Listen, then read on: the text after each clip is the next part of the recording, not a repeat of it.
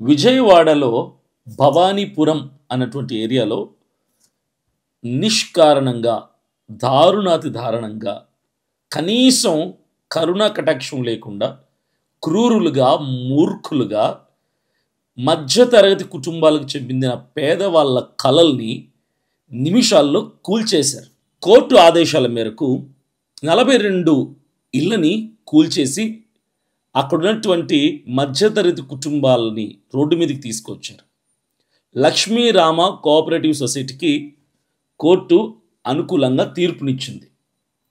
25 సంవత్సరాలుగా అక్కడ ల్యాండ్ ఎక్కడైతే ఈ 42 ఇల్లులు ఆ కన్స్ట్రక్షన్ చేశారో ఆ ల్యాండ్ 2 ఎకరాల 40 సెంట్ల ల్యాండ్ కోర్టులో ఉంది, పెండింగ్లో ఉంది అని చెప్పారు.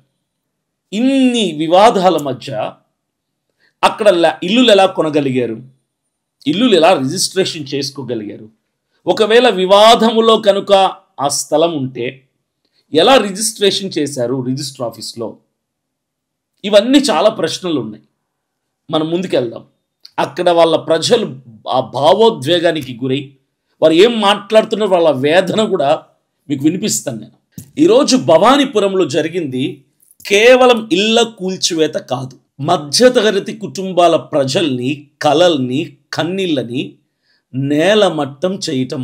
ప్రభుత్వం అంటే ప్రజలకు రక్షకులు అవ్వాలి కానీ భక్షకులు అవ్వకూడదు. ప్రభుత్వం పేదల మధ్యతరగతి కుటుంబాల ఇళ్ళని కూల్చి ఇప్పుడు ఏం జరిగింది, ప్రజలకే ప్రభుత్వం శత్రువుగా మిగిలింది. భవానీపురం ప్రజలు అసలు ఎవరు? దొంగల, ఉగ్రవాదుల, తీవ్రవాదుల, రౌడీల, అక్రమదారుల, ఆ ల్యాండ్లని కబ్జా చేసినటువంటి వాళ్ళ కాదు. వాళ్ళు రాత్రి పగళ్ళు ఎన్నో కలలతో కష్టపడి సంవత్సరాలుగా డబ్బులు దాచుకొని పెళ్లి కోసమని, ఆ బిడ్డ కోసమని వాళ్ళ కోరికతో కట్టుకున్నటువంటి ఇల్లులది. అలాంటి ఇళ్ళని రాత్రికి రాత్రి కూల్చేసి వాళ్ళని నడి రోడ్డు మీద తీసుకొచ్చి నిలబెట్టినటువంటి ఘనత, క్రెడిట్ ఎవరిదంటే ప్రభుత్వానిది అని చెప్పాలి. ఇలాంటి సాదాసీదా ప్రజలు కష్టాలతో కట్టుకున్న ఇళ్లపైనే సర్కారు బుల్డోజర్లతో కూల్చేశారు. ఇదేం న్యాయం, ఇదేం పరిపాలన అని ప్రశ్నిస్తున్నా.